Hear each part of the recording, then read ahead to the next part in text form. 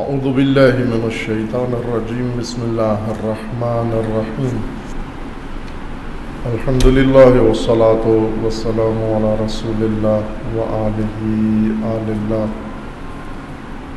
واللعنة الدائمة على أعدائهم وأعداء الله من يوم عداوتهم إلى يوم لقاء الله عباد الله أوصيكم ونفسي بتقوى الله اتقوا الله فإن خير الزاد التقوى۔ بندگان خدا، آپ سب کو اور اپنے نفس کو تقوی الہی کی دعوت دیتا ہوں و وصیت کرتا ہوں اپنی زندگی میں ہر مرحلے میں تقوی اختیار کریں کہ اللہ تعالیٰ نے انسان کی نجات کا واحد ذریعہ تقوی قرار دیا ہے۔ انسان مخلوق خدا ہے، اللہ تعالیٰ نے خلقت عطا فرمائی اور خلقت کے بعد بڑی ضرورت انسان کی ہدایت ہے۔ باقی تمام لوازمات جو اللہ نے انسان کے لیے پیدا کیے ہیں وہ سب ہدایت کی خاطر ہیں۔ جتنی نعمتیں خداوند تبارک و تعالیٰ نے مقرر کی ہیں مادی اور معنوی، سب کا مقصد اصلی ہدایت ہے۔ ہدایت کا رکن اصلی تقوی ہے، اس لیے تمام امور کو تقوی کے ساتھ مشروط کر کے بیان کیا ہے۔ متقین کا مقام قرآن کریم میں تفصیل سے ذکر ہوا ہے اور ہم ان خطبات میں ان آیات کا جائزہ لے رہے ہیں جن میں خداوند تبارک و تعالی نے متقین کا مقام ذکر کیا ہے اس عنوان سے کہ ہر مقام و مرتبہ و کمال اور فضیلت تقوی سے مشروط کر دی ہے۔ اگر انسان مقام تقوی پر نہ ہو، متقی کا عنوان اختیار نہ کرے یا اس پر صدق نہ کرتا ہو، خداوند تعالیٰ کی طرف سے جو کچھ مقرر ہوا ہے اس سے محروم ہے۔ محروم ہونے کا مطلب یہ کہ انسانی مقام و تقوی کے مقام سے نیچے گر جاتا ہے اور حیوانی مقام پر اتر آتا ہے۔ اس کو خداوند تبارک و تعالی جس طرح جانوروں کو اپنے حال پہ چھوڑ دیا، نہ نبی بھیجا، نہ امام بھیجا، نہ نظام بنایا، نہ ہدایت کی ان کے لیے، نہ کتاب اتاری ان کے لیے، نہ علم ہے ان کے لیے، بعض انسانوں کو بھی اس طرح اپنے حال پہ چھوڑ دیا جاتا ہے۔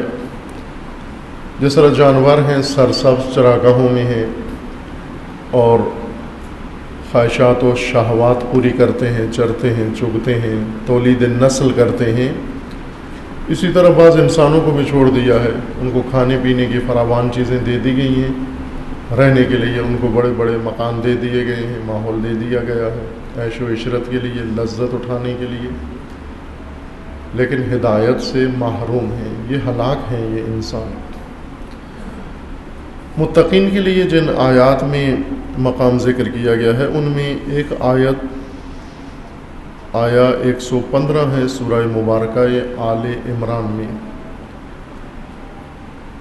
113 میں مطلب شروع ہوتا ہے اور 115 تک جاری ہے۔ یہ ایک ہی بات ہے جو 3 آیات کے اندر بیان ہوئی ہے۔ ان آیات میں اہل کتاب کے بارے میں ہے کہ اہل کتاب جو قرآن سے پہلے آسمانی کتاب جو قوم رکھتی تھی یا لوگ رکھتے تھے جیسے تورات و انجیل، ان کو قرآن کریم نے اہل کتاب کہا ہے۔ ان کے مقابلے میں امی ہیں وہ طبقہ جن کے پاس کوئی آسمانی کتاب پہلے نہیں تھی۔ قرآن مجید خداوند تعالیٰ کی آخری کتاب رسول اللہ کے قلب نورانی پر نازل ہوئی اور ان لوگوں کے لیے ہدایت کا ذریعہ قرار پائی ہے۔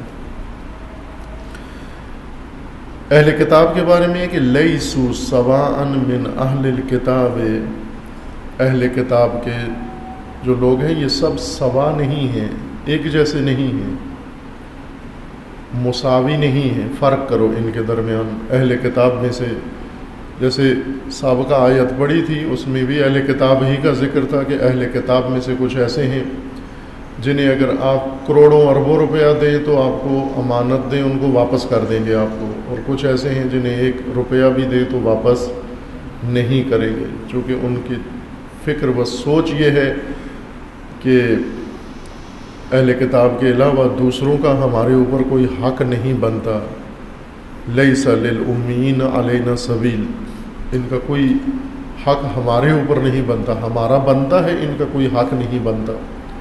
جس طرح سے آج یہ نصارہ ممالک اہل کتاب امریکہ اور مغربی ممالک، ان کا سوچ کا انداز یہی ہے کہ ہمارا حق پوری دنیا پر بنتا ہے اور دنیا میں سے کسی کا کوئی حق ہمارے اوپر نہیں بنتا، سب ہمارے سامنے جواب دہ ہیں، ہم کسی کے سامنے جواب دہ نہیں۔ پوری دنیا پر حقوق بشر کے خلاف ورزی کے فتوے ٹھونکتے ہیں اور کسی اور کو یہ حق نہیں دیتے کہ وہ ان کے بارے میں پوچھے کہ آپ حقوق بشر کے ساتھ کیا کر رہے ہیں۔ کہتے نہ، ہمیں حق بنتا ہے آپ سے پوچھیں، آپ کو حق نہیں بنتا ہم سے پوچھیں، ہم آپ کی ہر شے کا محاسبہ کریں گے، آپ ہماری کسی شے کے بارے میں نہیں پوچھیں گے۔ آپ اگر ایٹمی توانائی حاصل کرنا چاہتے ہیں ہم روکیں گے آپ کو، ہم پوچھیں گے، ہمارا حق بنتا ہے کہ آپ کو روکیں، لیکن ہم اگر دنیا کے مہلک ترین ہتھیار بنا لیں اور انہیں استعمال بھی کریں، آپ کو حق نہیں بنتا ہمیں پوچھو کہ ہم کیوں یہ کام کر رہے ہیں۔ یہ ان کی سوچ ہے، بعض اہل کتاب کی، ان کا تفکر ہے یہ۔ اور پہلوؤں سے بھی قرآن نے فرمایا کہ ان کے اندر فرق ہے، لیسوا سواء من اہل الکتاب، اہل کتاب میں سے کچھ لوگ ہیں اور طرح کے ہیں، کچھ اور طرح کے ہیں۔ ان میں سے امت قائمۃ یتلون آیات اللہ آناء اللیل وہم یسجدون، ان میں سے اہل کتاب میں سے کچھ ایسے لوگ ہیں جو امت قائمہ ہیں، یعنی مومن ہیں، خدا پر ایمان رکھتے ہیں، رسولوں پر ایمان رکھتے ہیں، کتابوں پر ایمان رکھتے ہیں، اور اہل قیام ہیں، یہ وہ لوگ ہیں جو تلاوت کرتے ہیں آیات خدا کی رات کے سناٹے میں اور رات کے مختلف اوقات میں اللہ تعالیٰ کی آیات کی تلاوت کرتے ہیں، وہم یسجدون، اور خدا کی بارگاہ میں سجدہ کرتے ہیں یا سجدے کی حالت میں اللہ کی آیات کی تلاوت کرتے ہیں۔ یؤمنون باللہ والیوم الآخر، اللہ پر بھی ایمان رکھتے ہیں اور آخرت پر بھی ایمان رکھتے ہیں۔ وَيَأْمُرُونَ بِالْمَعْرُوفِ وَيَنْهَوْنَ عَنِ الْمُنْكَرِ، امر بالمعروف بھی کرتے ہیں اور نہی عن المنکر بھی کرتے ہیں۔ وَيُسَارِعُونَ فِي الْخَيْرَاتِ، اور خیر میں، بھلائی کے میدان میں سرعت بھی دکھاتے ہیں، تیزی دکھاتے ہیں، سستی نہیں برتتے، ٹال مٹول نہیں کرتے۔ وَأُولَئِكَ مِنَ الصَّالِحِينَ، یہ اہل کتاب صالحین میں سے ہیں، یہ دوسروں کی مانند نہیں ہیں جو ٹال مٹول کرتے ہیں یا سستی کرتے ہیں۔ یہ وہ لوگ ہیں جو مومن ہیں، ایمان رکھتے ہیں اللہ پر، آخرت پر ایمان رکھتے ہیں، خیر کے کاموں میں سرعت دکھاتے ہیں، امر بالمعروف و نہی عن المنکر کرتے ہیں، آیات خداوند تبارک و تعالیٰ کی تلاوت کرتے ہیں، سجدہ کرتے ہیں، عبادت کرتے ہیں، یعنی یہ مومن ہو گئے ہیں۔ انہوں نے باقی اہل کتاب کا طور طریقہ چھوڑ دیا ہے اور ایمان کا راستہ اپنا لیا ہے۔ وَمَا يَفْعَلُوا مِنْ خَيْرٍ فَلَنْ يَكْفُرُوهُ وَاللَّهُ عَلِيمٌ بِالْمُتَّقِينَ، جو بھی یہ عمل خیر انجام دیتے ہیں اور اس کا انکار نہیں کرتے، کفر نہیں کرتے اور شرائط کے مطابق عمل کرتے ہیں، یہ اس کے بعد ہے وَاللَّهُ علیم بالمتقین، خدا جانتا ہے متقیوں کو، اللہ جاننے والا ہے متقیوں کو۔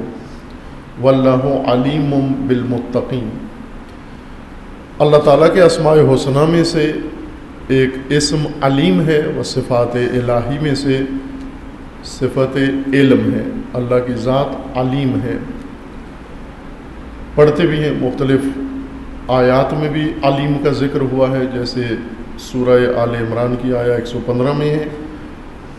اس کے علاوہ بہت ساری آیات کریمہ کے اندر اس میں علیم کا تذکرہ ہے، روایات میں، دعاؤں میں، مناجات میں۔ علیم سے مراد یعنی صاحب علم، لیکن اللہ تعالیٰ کا علم ایسے نہیں جیسے انسان کا، بشر کا علم ہے۔ علم الہی اور علم انسان میں فرق ہے۔ یہاں علم کی بات نہیں کرتے ہم، چونکہ ذرا وسیع ہے علم الہی کی حقیقت کیا ہے، اپنے مقام پر ہوگی، یہاں تقویٰ کے بارے میں بات ہے۔ صرف یہ نقطہ آپ کی خدمت میں عرض کرنا تھا کہ یہاں خصوصیت کے ساتھ اللہ تعالیٰ نے ذکر فرمایا کہ خدا متقیوں سے علیم ہے، خدا عالم ہے، آگاہ ہے با تقویٰ انسانوں سے۔ یہ اسم اور اس کے مشابہ بعض دیگر مقامات پر دیگر اسماء کا ذکر ہے، جیسے سمیع بصیر، خدا کی ذات سمیع ہے و بصیر۔ یہ اسماء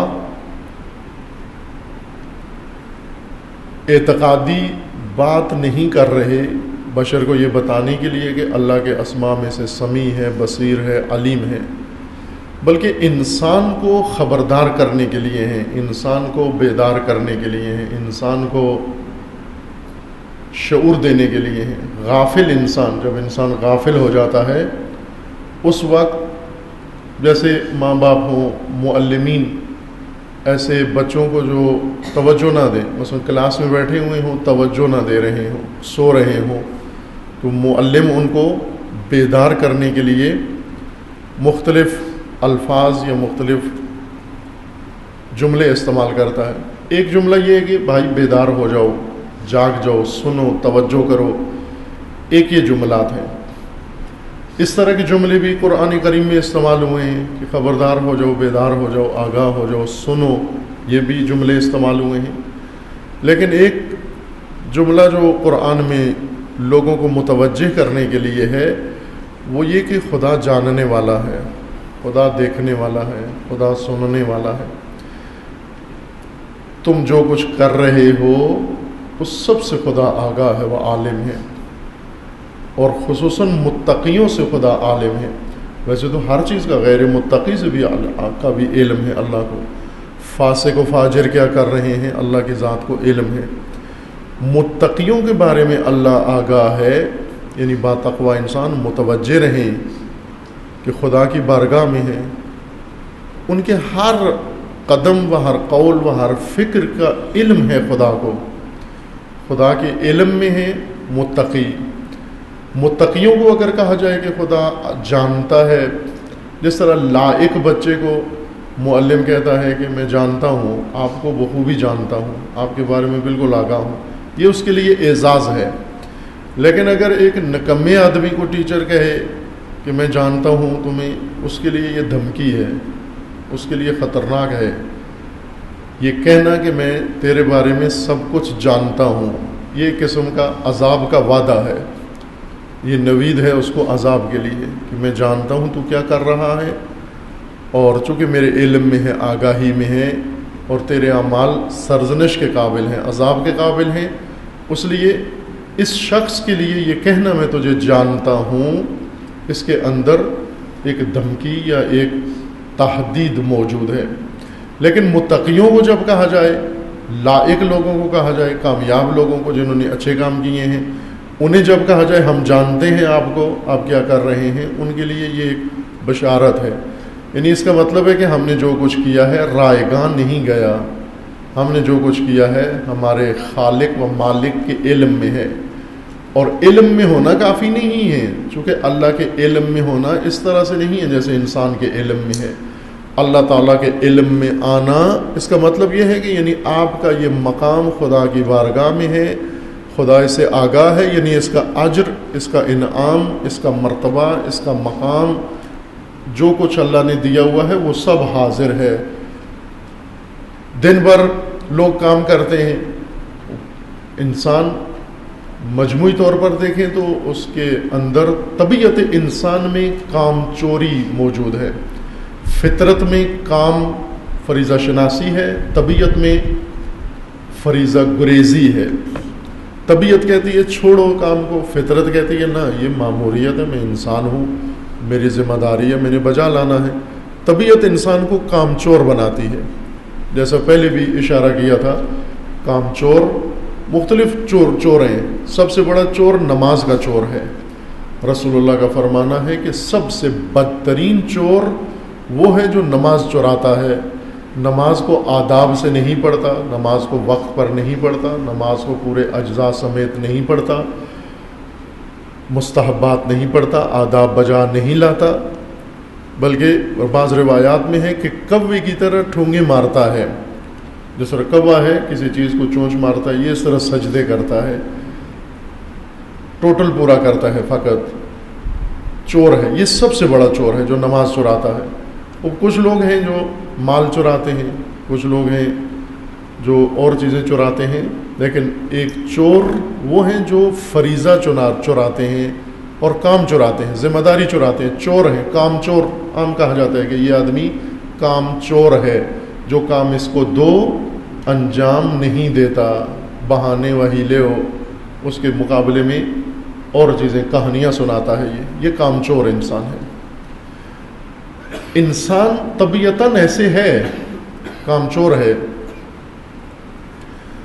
فطرتاً ایسے نہیں ہے، فطرتاً کام پسند ہے، فطرت اس کی کہتی ہے کہ تم عمل کرو، ذمہ داری انجام دو، جو عہد کیا ہے اسے نبھاؤ، وفا کرو۔ کشمکش ہے طبیعت اور فطرت میں اس کے۔ کام چور وہ ہیں جن پر طبیعت کا غلبہ ہے، اور وہ لوگ جو فریضہ شناس ہیں، فرض شناس، ان پر فطرت کا غلبہ ہے۔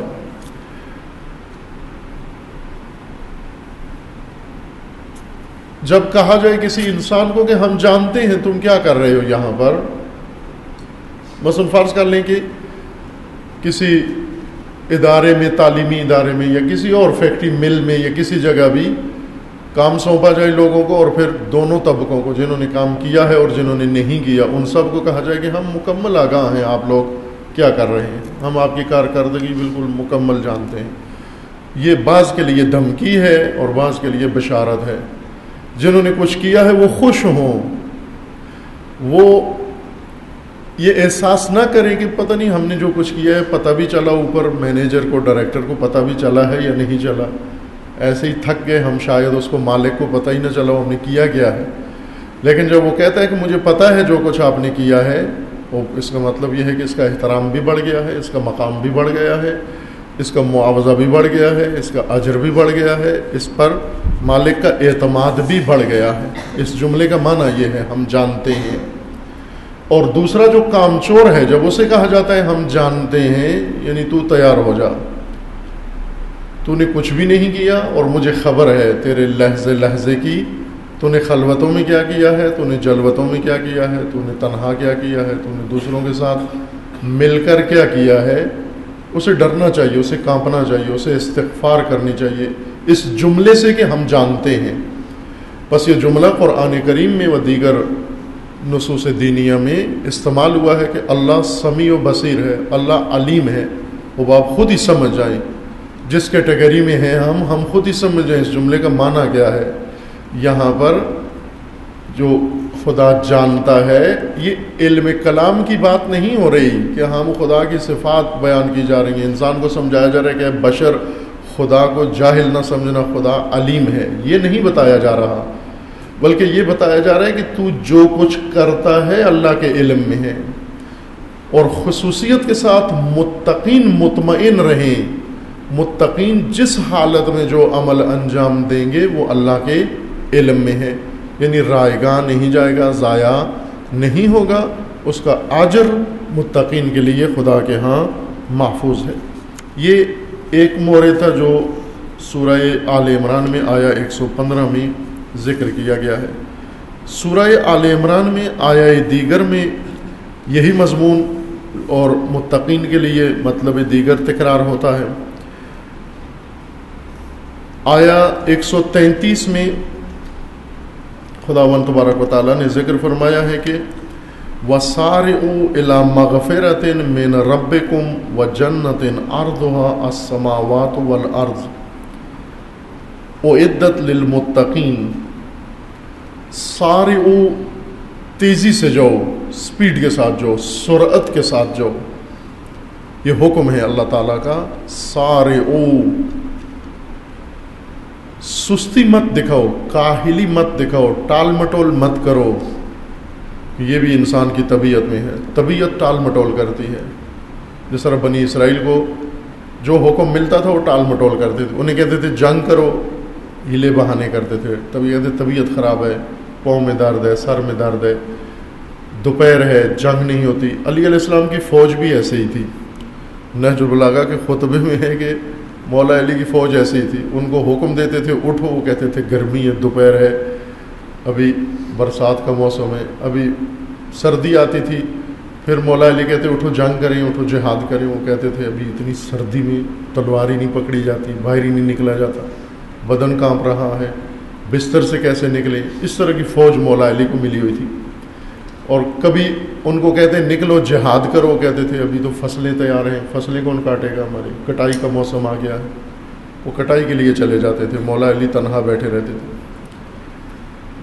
کل شب مجلس تھی وہاں جامع عروۃ الوثقی میں، امام کی برسی کی. وہاں یہ تنہائی رہبروں کی ذکر کی ہے. مولا علی کی تنہائی اس شعر میں، علامہ اقبال کے شعر میں بیان کی تھی. وہ ترجمانی تھی مولا علی کی کہ میں بزم میں بھی تنہا ہوں، انجمن میں بھی تنہا ہوں، میرا ندیم و ہمدم نہیں ہے کہ میں میرا مخاطب جس کو اپنی بات بتاؤں. یہ وہ ٹال مٹول والی قوم ہے. یہ جو کچھ کہتے تھے اسے ٹرخا دیتے تھے. یہ بھی انسان کی مزاج و طبیعت میں ہے. لیکن فطرت انسان میں ہے کہ اگر انسان کو راہ مل گیا ہے، مقصد نظر آ گیا ہے، راستہ مل گیا ہے، پھر اس پہ عمر ضائع نہیں کرتا، تیزی کے ساتھ، سرعت کے ساتھ، سپیڈ کے ساتھ جاتا ہے. سرعت، سین رے عین تے، سرعت کے ساتھ جاتا ہے. اور سرعت کے ساتھ جاتے ہوئے ایک حکم دیگر بھی ہے کہ آپ فاستبقوا، مسابقہ کرو، یعنی دوسروں کو پیچھے چھوڑو، سبقت لو، آگے نکلو دوسروں سے. اگر یہ راہ و میدان درست ہے تو پھر آپ سبقت لو، آگے بڑھو دوسروں سے. ڈھیلے کیوں ہو، پیچھے کیوں ہو، سست کیوں ہو، خیر کے میدان میں دوسروں سے آگے بڑھو، تیزی دکھاؤ اور آگے بڑھو. کچھ لوگ ہیں وہ اس میدان میں پیچھے رہنا چاہتے ہیں کہ ہم پیچھے پیچھے ٹھیک ہیں. مثلا دوسرے ہیں عبادتوں میں وہ آگے، علم میں وہ آگے، محنت و مشقت میں وہ آگے، عملی میدانوں میں وہ آگے. یہ ہمیشہ پیچھے پیچھے ہیں، سست، ڈھیلے، جن سے مولا علی بھی تنگ تھے بہت. ایک خطبے میں مولا علی نے ان سست لوگوں سے جان چھڑانے کے لیے اللہ سے دعا کی کہ خدایا انہیں مجھ سے لے لے، مجھے ان سے لے لے. انہوں نے مجھے تھکا دیا ہے، میں نے انہیں تھکا دیا. میں انہیں کہہ کے کہ تھک گیا ہوں، اور یہ بھی تھک گئے ہیں، چونکہ ان کا موڈ ہی نہیں ہے کچھ کرنے کا، اور میں انہیں چھوڑنے والا نہیں ہوں. دونوں نے ایک دوسرے کو تھکا دیا ہے. انہیں مجھ سے لے لے، مجھے ان سے لے لے. اگر تھکی ہوئی قوم کسی رہبر کو مل جائے، اس رہبر کا بہت بڑا امتحان ہے. خستہ قوم. سرعت دکھاؤ، عمل کرو اور مسابقت دو. فاستبقوا یعنی سبقت لو، آگے بڑھو دوسروں سے. ان جتنا کام نہ کرو جتنے دوسرے کرتے ہیں. عموماً ایک ماحول ہے ہمارے اندر بن گیا ہے، ہمارے آبائی دین نے بنا دیا ہے، جی جو یہ کریں گے میں بھی وہ کر دوں گا. اگر انہیں کہیں بھائی پیسے دو، مسجد بناؤ، امام بارگاہ بناؤ، مدرسہ بناؤ، دین میں خدمت کرو، کتنے کہتے ہیں جتنے یہ دے گا اتنے میں بھی دے دوں گا. قرآن تو یہ نہیں کہتا جتنے دوسرے دیں اتنا آپ کرو. قرآن فرما رہے سارعو، سرعت دکھاؤ، فاستبقوا، سبقت لو دوسروں سے. اگر اللہ تعالیٰ کہے کہ اے مومنوں میں تمہیں مال دینا چاہتا ہوں، مثلا آپ میں سے خطاب آئے سب کو، ادھر مسجد میں بیٹھے ہوئے، یہاں خطاب آئے کہ جتنے لوگ مسجد میں بیٹھے ہوئے ہیں ان سب کو اللہ نے بہت ڈھیر سارا مال دینا ہے، کتنا دیں آپ سے پوچھیں تو آپ کہو گے جتنا ان کو دو گے اتنا مجھے دے دو. ایسے کہو گے آپ؟ یہ تو نہیں کہو گے کہ جتنا اس کو دیتے ہو اتنا مجھے دے دو. آپ کو کہتے ہیں نہیں اسے دو یا نہ دو، مجھے تو دو، اتنا دو کہ 7-8 نسلیں آرام سے بیٹھ کے کھا سکیں اس کو. اس صورت میں نہیں کہتے ہو کہ جتنا اس کو دیتے ہو اتنا مجھے دے دو. پھر جب اللہ کی راہ میں خرچ کرنے کا وقت آتا ہے تو یہاں کیوں کہتے ہو جتنا یہ کرے گا اتنا میں کر دوں گا؟ وہاں کہو کہ خدایا یہ کرے یا نہ کرے میں تو حاضر ہوں, میں اپنا سب کچھ لے کے میدان میں آیا ہوں, میں حاضر ہوں. سرعت و سبقت دکھاؤ. سارعوا الی مغفرۃ من ربکم, اللہ تعالیٰ کی مغفرت, اپنے رب کی مغفرت کی طرف تیزی کے ساتھ جاؤ. سستی مت کرو کہ اسی سستی میں شاید تمہیں موت آ جائے, شاید یہی رابطہ کٹ جائے, سلسلہ و مہلت ختم ہو جائے اور پھر تم کچھ کرنے کے لائق و قابل نہیں رہو گے. بس تیزی دکھاؤ. وجنت, اور جنت کی طرف سرعت سے جاؤ. وہ کون سی جنت ہے؟ عرضها, عرضها عین کے ساتھ, عرض طول کے مقابلے میں ہے چوڑائی. وہ جنت جس کی چوڑائی, جس کی وسعت کتنی ہے؟ السماوات والارض, وہ جنت جس کی چوڑائی, جس کی وسعت زمین اور آسمان یعنی پوری کائنات. ارض و سماوات قرآن کریم میں اکٹھے جہاں استعمال ہوئے ہیں, اکثر مواقع پر ان کا معنی کائنات ہے. جتنی کائنات ہے, زمین و آسمان یا کائنات ہے, اتنی جنت ہے خداوند تبارک و تعالیٰ کی. تنگ نظر لوگوں کی جنت بھی تنگ ہوتی ہے. ایک لطیفہ مذہبیوں کے بارے میں ہے کہ جنت میں ایک قوم کو ایک حویلی کے اندر رکھا گیا ہوگا. بڑی حویلی ہوگی اور اس حویلی کی بڑی بڑی دیواریں ہوں گی, اس کے اندر ایک قوم رہ رہی ہوگی, نیک صالح لوگ. باقی جنتی اس کھلی جنت میں ہوں گے, اوپن جنت میں, اور کچھ لوگ اس حویلی کے اندر ہوں گے تنگ جنت میں. باقی لوگ تعجب کریں گے کہ ایسے بنائی ہوئی بات ہے, کوئی آیت روایت نہیں پڑھ رہا ہوں, ایسے لوگوں نے بعض لوگوں کی ذہنیت پر طنز کے طور پر یہ جوک بنایا ہے کہ باقی جنت والے پوچھیں گے کہ یہ لوگ اس حویلی میں جنت کے اندر اس خاص ایریے کے اندر کیوں رہتے ہیں؟ تو ان کو جواب آئے گا کہ یہ اس لیے رہتے ہیں, دنیا میں ان کا خیال یہ تھا کہ ہمارے علاوہ کوئی بھی جنت میں نہیں جائے گا, فقط ہم جنت جائیں گے. تو اس لیے ان کو حویلی میں رکھا گیا ہے کہ یہ باقی جنتیوں کو دیکھے ہی نہیں, تاکہ ان کا دل نہ ٹوٹ جائے, یہ نہ کہیں کہ یہاں تو اور بھی لوگ جنت میں آ گئے ہیں. یہ تنگ نظر لوگوں کی جنت ہے. تنگ نظر لوگوں کی جنت بہت تنگ ہے, محدود ہے. لیکن اللہ تعالیٰ کا فرمانا ہے کہ جنت الہی کائنات کے برابر ہے, زمین و آسمان کے برابر ہے. یہ بتانے کے لیے کہ تمہاری جگہ تنگ نہیں ہوتی. اگر دوسرے میدان میں آتے ہیں آنے دو انہیں, گھبراؤ نہیں. یہ نہ کہو کہ انہوں نے میری جگہ لے لی ہے اور میرا رزق انہوں نے محدود کر دیا ہے, یا میں محروم ہو گیا ہوں ان کے آنے کی وجہ سے. آپ کا مقام محفوظ ہے. اعدت للمتقین, یہ جنت جو خدا نے تیار کی ہے متقیوں کے لیے. خصوصی حکم الہی کے تحت متقیوں کے لیے خدا نے جنت آمادہ کی ہے. الجنت اعدت للمتقین. غیر متقی جنت کا خیال دل سے نکال دیں, متقیوں کے لیے ہے. قرآن فرما رہا ہے جنت, اور متقیوں کی جنت کی وسعت و چوڑائی کائنات کے برابر ہے, زمین و آسمان کے برابر ہے. عرضها السماوات والارض, سماوات و ارض اس کی وسعت ہیں, اس کی حدود ہیں.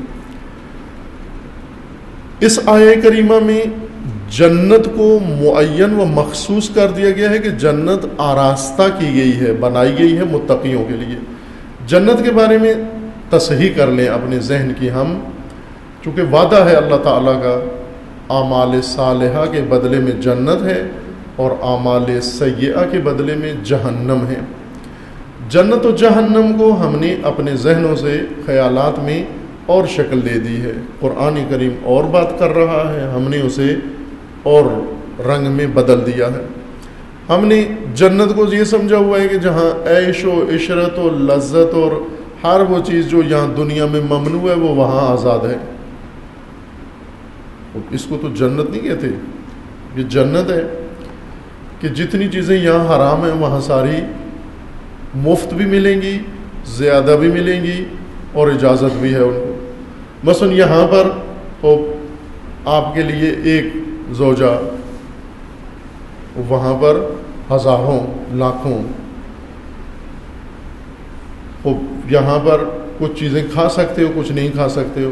حلال چیزیں بھی کھاؤ گے ویٹ بڑھ جائے گا، بس پابندی ہے کہ یہاں صحت خراب ہوگی۔ وہاں پر کھاؤ، دن رات کھاتے جاؤ، اتنا کھاؤ ویٹ بھی نہیں بڑھے گا آپ کا۔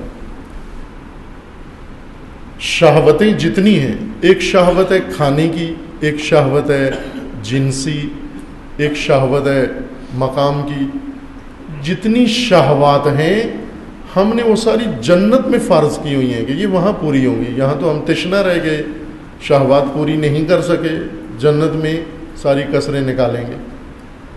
یہ نہیں ہے تصور جنت کا، شہوت گاہ نہیں ہے جنت۔ جنت اعمال صالحہ کا نتیجہ ہے، اور اعمال صالحہ سے شہوت تو نہیں نکلتی، شہوت گاہ نہیں ہے جنت۔ جنت انسان کے اعمال کا نتیجہ ہے، خود آپ کے اعمال صالحہ جنتی مخلوق کی شکل میں، جنتی روپ میں آپ کے رزلٹ کے طور پر آپ کو ملیں گے۔ شکل ان کی اخروی ہوگی۔ مثلا ایک روایت میں ہے، مومن جب قبر میں جائے گا تو اس کی قبر میں بہت ساری حسین اور خوبصورت صورتیں، شکلیں آئیں گی، کچھ بہت خوبصورت، کچھ ان سے کم تر، اور مومن کو سراہنے سے پائنتی کی طرف دائیں بائیں آ کر کھڑی ہو جائیں گی۔ یہ مومن حیران ہوگا کہ اس قدر حسن و جمال ان شکلوں اور صورتوں میں ہے، تو تعجب سے پوچھے گا تم کون ہو؟ اور وہ صورتیں تعجب سے مومن سے پوچھیں گی کہ عجب نادان، ہمیں نہیں پہچانتے تم؟ کہا نہیں، میں تو پہلی دفعہ دیکھا ہے آپ کو، میں آپ کو نہیں پہچانتا۔ وہ اپنا تعارف کروائیں گی۔ جو سب سے زیادہ خوبصورت و حسین شکل ہوگی وہ کہے گی اے غافل، میں عبادت ہوں، نماز ہوں، تیری نماز ہوں میں، جو تو نے خوبصورتی کے ساتھ پڑھی تھی، میں وہی ہوں۔ یہ حسن تو نے ایجاد کیا تھا، تیرے عمل کا حسن ہے جو تیرے سامنے تجھے نظر آ رہا ہے۔ روزہ آگے آ جائے گا، دوسری حسین شکل، مجھے نہیں پہچانا؟ کہے گا نہیں پہچانا۔ کہے گا میں روزہ ہوں، میں حج ہوں، میں اطاعت ہوں، میں بندگی ہوں۔ یہ روایات کے اندر ہے۔ قرآن میں بھی فراوان آیات ہیں جن میں یہ فرمایا گیا ہے کہ جنت انسان کے اعمال کا نتیجہ یا اعمال کا تجسم ہے، نہ کہ شہوت گاہ ہے۔ جن چیزوں کو کھانا پینا نعمتیں کہا گیا ہے، یہ آپ کے اعمال ہیں، آپ کا عمل ہے، اس شکل میں وہاں پر خوبصورت شکل میں ظاہر ہو رہا ہے، نہ یہ کہ دنیا میں جو کچھ نہیں ملا وہ آخرت میں جا کر کسر نکل جائے گی۔ خود عمل ہی ساتھ لے کر جائیں گے۔ الدنیا مزرعۃ الآخرہ، آخرت دنیا سے اگانی ہے، وہ بنانی ہے، وہ ساتھ لے کے جانی ہے۔ خداوند تبارک و تعالیٰ کا فرمانا ہے کہ جنت آمادہ ہے متقیوں کے لیے۔ غیر متقی کیوں جنت میں نہیں جائے گا؟ اس لیے کہ جنت خود بنانا پڑتی ہے، جنت کسی کی سفارش پہ نہیں ملتی، خود تعمیر کرنا پڑتی ہے دنیا میں۔ اور با تقوی انسان اپنے تقوی کے ذریعے سے اپنی جنت یہیں تعمیر کر لیتا ہے۔ کتنی بڑی؟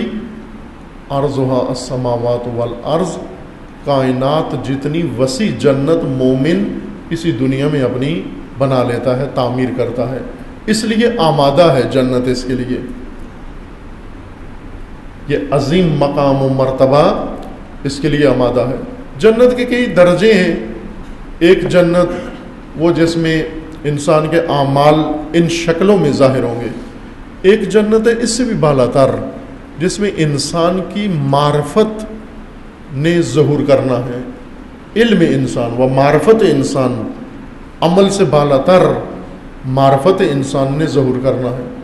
اور ایک جنت وہ ہے جسے اللہ تعالیٰ نے فرمایا جنتی، میری ذات کی جنت، جو مخصوص مقام والے لوگوں کے لیے، یا کہیں ائمہ متقین کے لیے وہ جنت ہے۔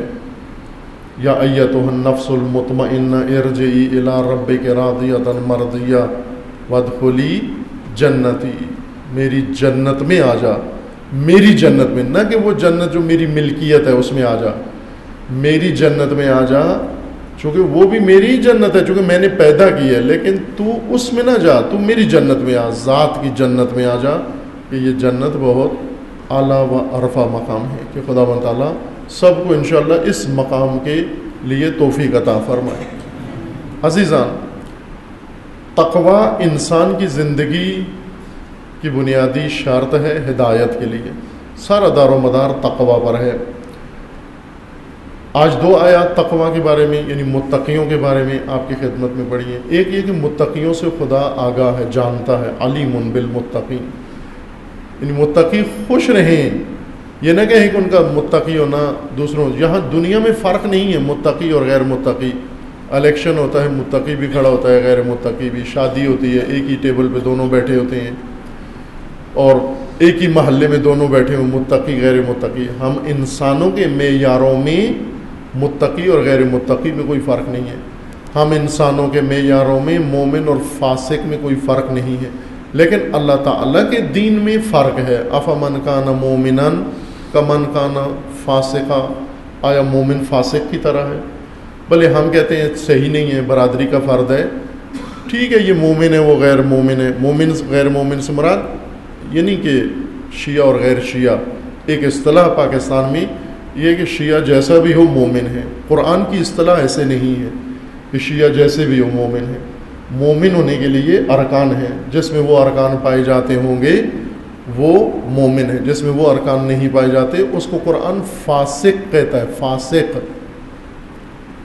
یہ ہماری اپنی بنی ہوئی اصطلاح ہے کہ مومن اور فاسق دونوں کو ہی مومن کہہ دیتے ہیں، نہ، مومن فاسق کے مقابلے میں ہے، وہ فاسق مومن کے مقابلے میں ہے، فاسق مومن نہیں ہو سکتا اور مومن فاسق نہیں ہو سکتا۔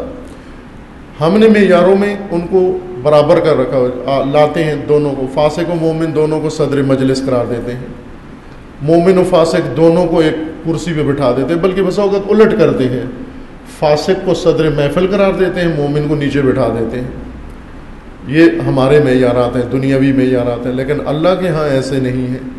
متقی اور غیر متقی میں ہم فرق نہیں کرتے، خداوند تبارک و تعالیٰ نے فرق کیا ہے کہ متقی اور غیر متقی میں فرق ہے۔ متقی سے اللہ آگاہ ہے، یعنی متقی مطمئن رہے، خاطر جم رہے، و آسودہ خاطر رہے، کہ اس کی کوئی حرکت خدا سے مخفی نہیں ہے، اس کو ہر چیز کا اجر اور اس کو ہر چیز کی پاداش نصیب ہوگی۔ دوسری آیت میں ہے کہ آپ اللہ کی مغفرت و جنت کی طرف سرعت دکھاؤ، تیزی سے جاؤ، کیونکہ جنت اتنی وسیع و عریض جنت خدا نے متقیوں کے لیے آمادہ اور تیار کر کے رکھی ہے۔ اعدت الجنت اعدت للمتقین، آیہ کریمہ یہ ہے، وسارعوا الی مغفرۃ من ربکم وجنۃ عرضها السماوات والارض اعدت للمتقین۔ اس کی اگلی آیت میں یہ ہے کہ متقی کون ہوتا ہے، کیسے بنتا ہے، یہ الگ مضمون ہے، جسے بعد میں بیان کریں گے کہ متقی بنتا کیسے انسان، کن اعمال سے انسان متقی کہلاتا ہے، وہ تقوی کا معیار ہے، بعد میں انشاءاللہ ذکر ہوگا۔ خداوند تبارک و تعالی ہم سب کو و تمام مسلمین و امت اسلامیہ کو تقوی اختیار کرنے کی توفیق عطا فرمائے اور مقام عظیم متقی کے قابل بنائے انشاءاللہ۔ اعوذ باللہ من الشیطان الرجیم، بسم اللہ الرحمن الرحیم، قل هو اللہ احد اللہ الصمد لم یلد ولم یولد ولم یکن له کفوا احد۔ اعوذ باللہ من الشیطان الرجیم، بسم اللہ الرحمن الرحیم، الحمد للہ والصلاة والسلام علی رسول اللہ وآلہ آل اللہ، لا سیما علی امیر المؤمنین علی ابن ابی طالب علیہ الصلاۃ والسلام،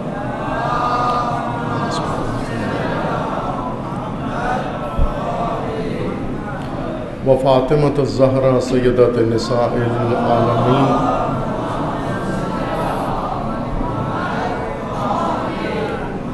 والحسن والحسین سیدی شباب اہل الجنہ وصبطی الرحمہ۔ وعلی ابن الحسین علیہ السلام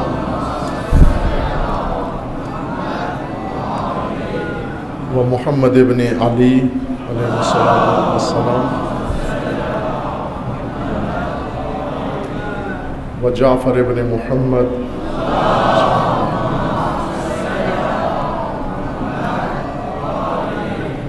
وموسیٰ ابن جعفر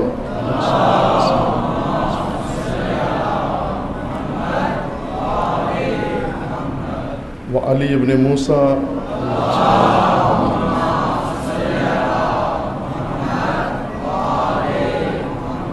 ومحمد ابن علی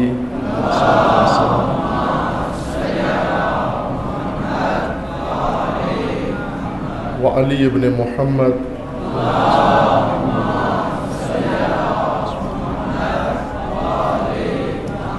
والحسن ابن علی علیہ السلام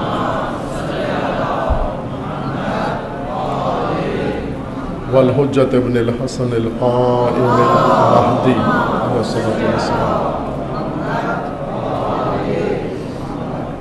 حجج اللہ علی عبادہ و امناؤہ فی بلادہ واللعن علی اعدائہم اجمعین من الآن الى قیام یوم الدین عباد اللہ اوصیکم ونفسی بتقوی اللہ اتقوا اللہ فإن خیر الزاد التقوی بندگان خدا آپ سب کو اور اپنے نفس کو تقوی الہی کی وصیت کرتا ہوں، دعوت دیتا ہوں، تقوی کی تاکید کرتا ہوں۔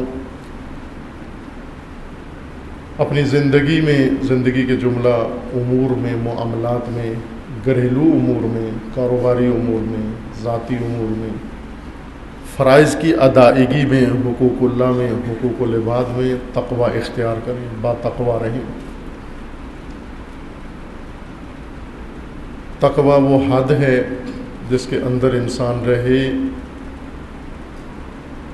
انسانیت کے قریب زندگی بسر کرتا ہے۔ اگر حد تقوی سے باہر تجاوز کر جائے پھر خدا اس کو اپنے حال پہ چھوڑ دیتا ہے، اور جسے اپنے حال پر چھوڑ دے یوں نہیں کہ اسے غلہ نہیں دیتا۔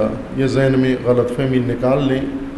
ہم یہ سمجھتے ہیں جن کو اللہ غلہ دیتا ہے وہ ان سے خدا راضی ہے، اور غلہ جن کے ہاں کم ہیں ان سے ناراضی ہے۔ غلہ خدا کی رضا سے مربوط نہیں، یعنی مشروط نہیں۔ جس سے راضی ہے اس کو بھی غلہ دیتا ہے، جس سے نہیں راضی اس کو بھی غلہ دیتا ہے۔ اصل چیز جہاں رضا و سخط خدا معلوم ہوتی ہے وہ ہدایت ہے۔ اللہ تعالیٰ نے فرمایا کہ بعضوں سے خدا ہدایت روک لیتا ہے، یہ نہیں فرمایا کہ میں غلہ روک لوں گا، ان کا انکم روک لوں گا، ان کی جائیدادیں روک لوں گا، ان کی نوکریاں روک لوں گا، ان کی کاروبار ٹھپ کر دوں گا ان کا، یہ نہیں فرمایا۔ فرمایا کہ جو با تقوی نہیں ہیں وہ ہدایت سے محروم ہو جائیں گے، نجات سے محروم ہو جائیں گے، انسانیت سے محروم ہو جائیں گے۔ پناہ مانگے ہم خداوند تبارک و تعالیٰ کی اس مطلب سے کہ خدا ہمیں اپنے حال پہ چھوڑ دے۔ جب خدا اپنے حال پہ کسی قوم کو چھوڑ دیتا ہے اسے ظالم، جابر، ستمگر، فاسق و فاجر حکمرانوں کے حوالے کر دیتا ہے۔ یہ ایک علامت ہے۔ اور اللہ تعالیٰ اگر کسی قوم کو اپنے حال پہ نہ چھوڑے بلکہ انہیں اپنے سایہ نظام الہی میں رکھے، ان پر امام کا سایہ قائم کرتا ہے۔ اور خدا غیر متقیوں کو اپنے حال پہ چھوڑ دیتا ہے۔ تقوی کی طرف رجوع کریں، تقوی کی طرف واپس آئیں، تقوی اختیار کریں تاکہ خدا اپنے سارے خزانے عطا کرے، ہم سب کو وہ تمام امت کو عطا فرمائیں۔ خصوصاً یہ فرصت جو موجود ہے وہ درپیش ہے، ماہ شعبان اور اس کے بعد ماہ مبارک رمضان۔ ماہ شعبان دالان ہے رمضان میں داخل ہونے کے لیے، تیاری کے لیے ہے۔ ماہ شعبان اس کے اندر مناسبات ہیں، وہ مناسبت جو عنقریب گزری ہے 15 شعبان میلاد مسعود حجت اللہ العظم بقیت اللہ العظم اجل اللہ تعالی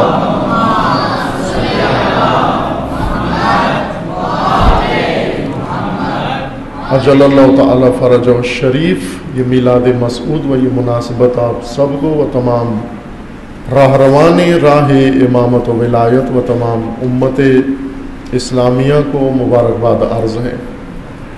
اب یہ بھی ایک قابل غور نکتہ ہے عزیز من، ہر نیمہ شعبان و ہر شعبان ہمیں متوجہ کرے کہ کیا ماجرا ہے کہ امام موجود ہیں لیکن امت محروم ہے اپنے امام سے۔ اس محرومیت کا سبب تلاش کریں کیا ہے۔ وہ سبب اسی نقطے میں ہے کہ وہ امام و نظام امامت متقیوں کے لیے ہے، اور ہم نے چونکہ نظام تقویٰ چھوڑا ہے بس امام المتقین سے محروم ہیں ہم۔ ہمارے اوپر امام نار و امام فجار و امام فساق و امام ضلالت و ائمہ جہالت مسلط ہیں ہمارے اوپر۔ یہ بھی ایک علامت ہے کہ کہیں ایسا تو نہیں کہ اللہ نے ہمیں اپنے حال پہ چھوڑ دیا۔ اگر ہمیں اپنے حال پہ نہ چھوڑا ہوتا تو یقیناً اپنے ولی کو خداوند تبارک و تعالیٰ اس پردہ غیب میں نہ رکھتا، بلکہ ہمارے اندر ہوتے اور ہم ان کی پیروی میں، ان کی امامت میں اپنے فرائض و اپنی بندگی کا سفر انجام دے رہے ہوتے۔ یہ عظیم مناسبت گزری ہے کہ جس کے متعلق یہاں تو نہیں لیکن جامع عروۃ الوثقی میں تفصیل سے بات کی ہے، نیمہ شعبان شب ولادت امام علیہ السلام۔ مناسبت دیگر جو گزشتہ روز آج 5 جون ہے وہ 4 جون ایک عظیم مناسبت تھی، اور وہ رحلت المناک امام راحل امام خمینی رضوان اللہ تعالی علیہ 4 جون، پوری دنیا 4 جون کو اس عنوان سے جانتی ہے۔ اس دن یہ عظیم رہبر و پیشوا اس ملت کے اس دنیا سے رخصت ہوئے، یہ ہدایت کا عظیم سورج غروب ہوا۔ آشنا نہیں ہے بالعموم، لوگ نام سنا ہوا ہے لیکن نام سے آگے، نام سے زیادہ نہیں، معرفت نہیں رکھتے۔ یہ ناانصافی ہے۔ ہمیں قدردان ہونا چاہیے ایسی ہستیوں کا جو خداوند تبارک و تعالیٰ نے ہماری ہدایت کے لیے یا انہیں عہدہ دے کر منسوب فرمایا ہے، یا نیابت کے طور پر، یا مبلغ کے طور پر۔ جیسے علامہ اقبال ایک ہدیہ ہے خداوند تبارک و تعالیٰ کا ملت بر صغیر خصوصاً پاکستان کے لیے، لیکن ناشناختہ۔ اقبال پاکستانیوں کے لیے مکمل طور پر ناشناختہ ہستی ہیں، نام سنا ہوا ہے، نام سب جانتے ہیں، لیکن آشنا نہیں کہ یہ شخص کیوں آیا، کس لیے آیا، کیا کہا اس نے، اور اس کی راہ کیا تھی۔ یہ رہبر تھا، فکری رہبر، نظریاتی رہبر۔ اقبال نے رہنمائی کی، رہبری کی، لیکن امت راہزنوں کے چنگل میں گرفتار ہو گئی۔ راہزن اغوا کر کے لے گئے راہبر سے۔ بہت سارے راہزن تھے جو لبادہ اوڑھ کے آئے خیر خواہی کا، لیکن خیر خواہ نہیں تھے، راہبر نہیں تھے، راہزن تھے وہ۔ اقبال سے محروم ہیں، مکمل طور پر محروم ہیں۔ آپ اپنے تعلیمی اداروں میں حتیٰ اقبالیات کے ماہرین و اقبال اکیڈمی میں جا کر دیکھیں، آپ کو وہاں بھی اقبال ناشناسی نظر آئے گی۔ وہ جتنے مدعی ہیں اقبال شناسی کے، اتنے ہی دور بھی ہیں علامہ اقبال سے۔ بھلے سلیبس میں کتابیں ہیں اور مضمون ہیں، اس میں ڈگریاں ملتی ہیں، کچھ ایسی رٹی رٹائی باتیں دہرا کے تکرار کر کے ڈگریاں لے لیتے ہیں، لیکن روح کلام اقبال و پیغام اقبال لوگوں کو نہیں پہنچاتے۔ اگر اقبال کی پہچان ہوتی اس ملت کو تو اقبال کے افکار کے نتیجے میں سب سے زیادہ قدردان امام خمینی کے پاکستانی ہوتے اگر اقبال کو پہچانا ہوتا، چونکہ امام خمینی علامہ اقبال کی آرزو ہیں۔ اقبال نے اپنی پوری زندگی میں یہ احساس کیا ہے کہ اس ملت کو ایک مجدد کی ضرورت ہے، مختلف ناموں سے یاد کیا، ایک راہبر کی ضرورت ہے، ایک مجاہد کی ضرورت ہے، ایک قلندر کی ضرورت ہے۔ بتا علامہ اقبال کا قلندر اور ہمارے قلندر میں فرق ہے۔ ہمارا قلندر جو ہے عام لوگوں کا، عوام کا قلندر چرس پی پی کے قلندر بنتا ہے۔ یہ میں قلندر ہی کی زبان سے کہہ رہا ہوں۔ بچپن میں ہمارے اسکول کے قریب ایک قلندر تھے، تو انہوں نے چونکہ علم لگایا ہوا تھا لہٰذا ہمیں ویسے کشش تھی، وہاں آنا جانا تھا، تو ان سے کبھی کبھار بات چیت ہوتی۔ یہ جملہ ان کا ہے، میں اپنی طرف سے گھڑ کے نہیں بتا رہا۔ ان سے وہی بچپنے کا سوال کیا، ان سے پوچھا کہ یہ حضور بتائیے کہ انسان قلندر کیسے بنتا ہے؟ تو انہوں نے جواب میں کہا کہ 2.5 من چرس جو پی پی کے مکمل کر لے نصاب، وہ قلندر بن جاتا ہے۔ اور ہم نے دوسرا بچگانہ سوال داغ دیا، کہا کہ آپ بنے ہیں یا نہیں بنے؟ تو انہوں نے کہا نہیں، میری ابھی 2.5 من پوری نہیں ہوئی، جب پوری ہو جائے گی تو ہم بھی بن جائیں۔ کسی اور کا نام لیا، کہا ان کی پوری ہو گئی ہے، وہ قلندر بن گیا۔ متواضع آدمی تھے اور ان کے اندر بڑائی اور تکبر نہیں تھا، انہوں نے خود کہہ دیا میں ابھی قلندر نہیں بنا۔ یہ عوام کا قلندر ہے، لیکن علامہ اقبال کا قلندر فارسی، اصل فارسی لفظ ہے، اردو میں اور پنجابی اور دوسرے زبانوں میں منتقل ہوا ہے۔ سمندر، قلندر ایک ہم وزن لفظ ہیں۔ سمندر ایسے درویش آدمی کو کہتے ہیں سمندر، یہ نہیں، اردو میں یہ نہیں رائج ہوا۔ سمندر نہ، پانی میں جو سمندر ہے وہ نہ، سمندر۔ سمندر بھی فارسی لفظ ہے، قلندر بھی فارسی لفظ ہے۔ یہ دونوں، یہ ان لوگوں کو کہتے ہیں کہ جو دنیا پرست نہ ہو، دنیا کے عاشق نہ ہو، دنیا کی گرفت میں نہ ہو، دنیا سے آزاد انسان کو قلندر کہتے ہیں۔ آزاد، قیدی نہ ہو، اسیر نہ ہو، نہ کہ نشئی ہو، نہ کہ چرس پیتا ہو، نہ کہ شریعت سے دور ہو، نہ کہ اللہ کا مطیع نہ ہو، نہ کہ خود ساختہ طریقے اختیار کرتا ہو۔ وہ لوکل قلندر ہے، پاکستانی قلندر ہے۔ علامہ اقبال کا قلندر یعنی جو غلام نہ ہو، جو طوق غلامی گلے میں نہ ڈالے، کسی قسم کا طوق غلامی جس کے گلے میں نہ ہو، اس کو قلندر کہتے ہیں۔ سمندر ایسے ہی شخص کو کہتے ہیں کہ جو کسی زمین کا اسیر نہ ہو۔ ہم سب زمینوں کے اسیر ہیں۔ یہ جو کہتے ہیں میرا ایک پلاٹ یہاں ہے، ایک پلاٹ وہاں ہے، اتنے مربع ادھر ہیں، اتنے ایکڑ ادھر ہیں، یعنی میں اس خاک کا بھی غلام ہوں، اس خاک کا بھی اسیر ہوں، اس پلاٹ کا بھی اسیر ہوں۔ میں اسیر ہوں، خاک کا، آب و گل کا اسیر ہوں۔ جو اسیر نہ ہو وہ ہے قلندر۔ علامہ اقبال فرماتے تھے غلاموں کو غلام نجات نہیں دے سکتے، غلاموں کو آزاد نجات دے سکتے ہیں۔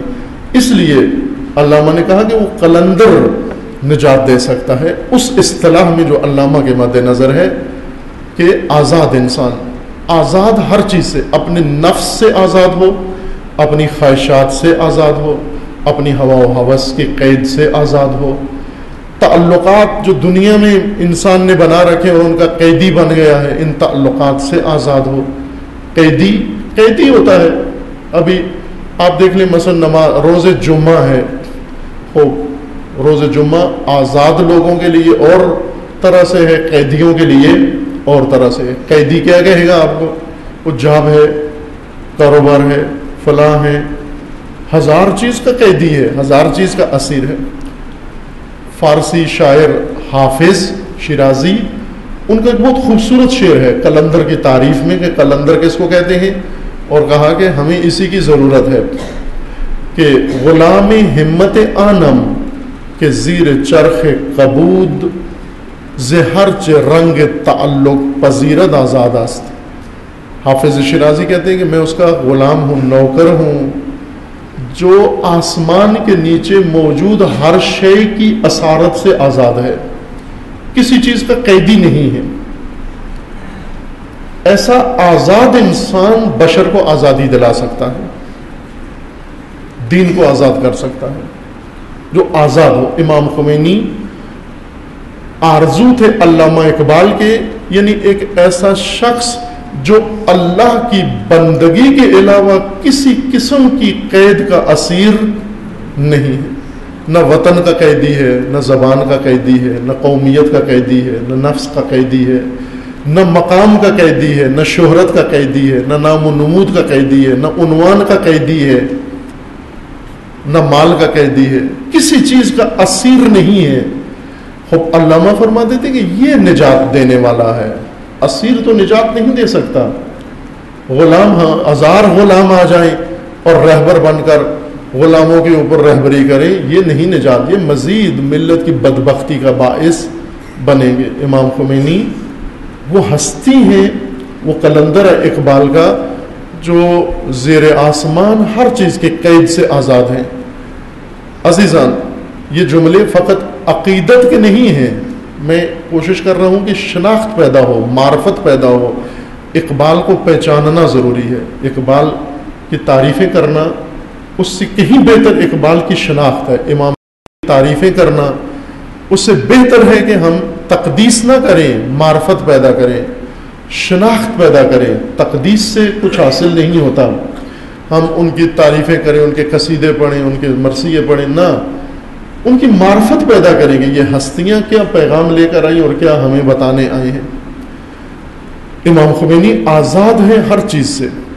بعض اوقات انسان، ہم یہ سمجھتے ہیں کہ جن کے پاس مال و دولت زیادہ ہے یہ غلام ہیں، نہ عزیز من، جن کے پاس کچھ بھی نہیں یہ بھی غلام ہوتے ہیں۔ ایک واقعہ تاریخوں میں علماء اخلاق ذکر کرتے ہیں، سچا واقعہ ہے، ظاہراً بنا ہوا نہیں ہے، گڑا ہوا نہیں ہے، اور وہ ایران کی ایک بڑی مشہور شخصیت ہے، کافی عرصہ پہلے، یعنی 200-300 سال پہلے، غالباً 200 سال پہلے اس دنیا سے چلے گئے ہیں۔ ملا احمد نراقی، کتاب بھی ہے ان کی، معراج السعادہ۔ یہ بہت عظیم انسان تھے، علم میں، اخلاق میں، معرفت میں، عرفان میں، عبادت و ریاضت میں، اور بہت ہی مالدار بھی تھے، موروثی، اپنے ماں باپ ایسے خاندان سے تعلق رکھتے تھے جن کے پاس مال و املاک و زمین و جائیداد سب کچھ تھا، لہذا ان کو دونوں قسم کی ریاست حاصل تھی، دنیا کے لحاظ سے بھی رئیس، بڑی شخصیت، اور معنوی لحاظ سے، علمی لحاظ سے بھی اپنے زمانے کے مرجع تقلید، ظاہر مربوں کے مالک تھے۔ ایک درویش، یہ جو خود ساختہ قلندر ہوتے ہیں، کشکول گلے میں ڈالا ہوا گدائی کرتے ہیں، یہ قلندر عوامی قلندر، اقبال کا نام، یہ عوامی قلندر گیا، ادھر درویش گدا،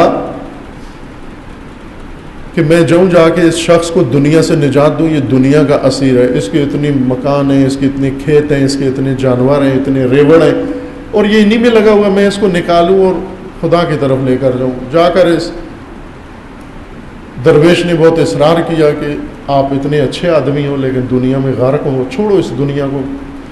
انہوں نے اس کو سمجھایا کہ بھائی تم اپنی راہ لو، مجھے اپنے کام کرنے دو۔ یہ نہیں مانا، اس نے کہا نہیں، میں آپ کو حتماً ہدایت کر کے رہوں گا۔ جب انہوں نے دیکھا کہ پیچھا نہیں چھوڑنے والا تو انہوں نے حامی بھر لی، کہا ٹھیک ہے بتاؤ کیا کروں۔ انہوں نے کہا کہ آپ یہ سب کچھ چھوڑ دو، کہا وہ چھوڑ دیا، اب بتاؤ کیا کروں۔ کہا گھر بھی چھوڑ دو، کہا گھر بھی چھوڑتا ہوں، کوئی مسئلہ نہیں ہے، سب کچھ چھوڑتا ہوں، تو جو کہے کرتا ہوں۔ کہاں کریں؟ انہوں نے کہا چلتے ہیں مقامات مقدسہ نجف و کربلا میں جا کر وہاں مجاور بنتے ہیں، وہیں مولا کا لنگر کھائیں گے اور اللہ اللہ کریں گے اور عبادت کریں گے، چھوڑ ان ساری چیزوں کو۔ انہوں نے کہا ٹھیک ہے چلو، ایک سواری لی انہوں نے اور دونوں چل پڑے۔ راستے میں ایک جگہ نماز کا وقت آیا، جب نماز کے لیے رکے تو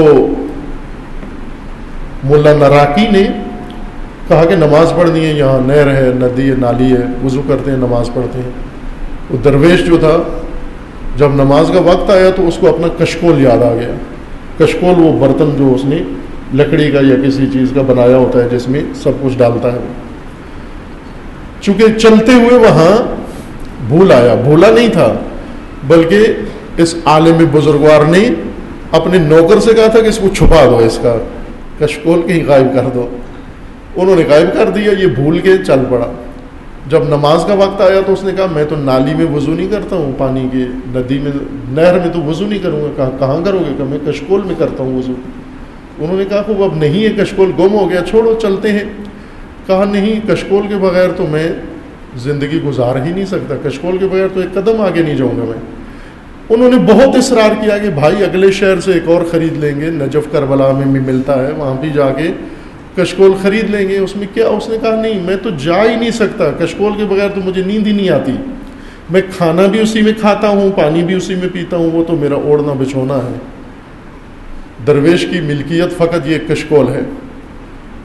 باہر کے وہ عالم دین نے جتنا اصرار کیا کہ چلے میں خرید کے دوں گا اور لے لیں گے، لیکن یہ باز نہیں آیا. اس نے کہا نہیں واپس چلو، کشکول ڈھونڈ کے پھر آنا ہے. واپس آ گئے. انہوں نے اپنے نوکر سے کہا اس کو نکال کے دو. کشکول انہوں نے نکال کے دے دیا. اب ملا احمد نراقی نے اس قلندر درویش سے کہا کہ مجھے بتا غلام کون ہے، اسیر کون ہے؟ میرے پاس مال و املاک تھا لیکن میں اس کا اسیر نہیں تھا. تیرے پاس کچھ بھی نہیں سوائے کشکول کے، تو اس کشکول کا اسیر ہے، تو غلام ہے، تو قلندر نہیں ہے. اصل میں ہوں قلندر، جو ہر چیز کی قید سے آزاد ہوں.